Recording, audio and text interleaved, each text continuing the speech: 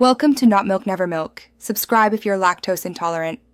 You'll start by confirming the AirTag is active and paired.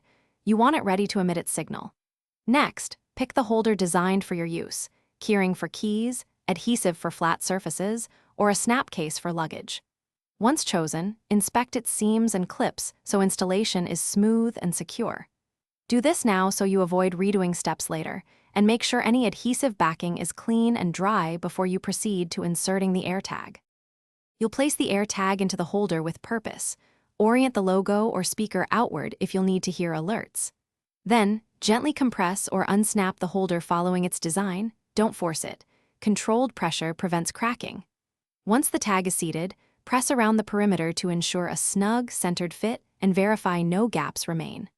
Afterward, give the holder a light tug to confirm retention and test the tag signal from a short distance. You'll now attach the holder to your item, clip the keyring, stick the adhesive, or slide into a strap, making sure attachment hardware is seated.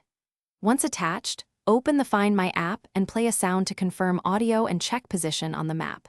This proves proper orientation and connectivity.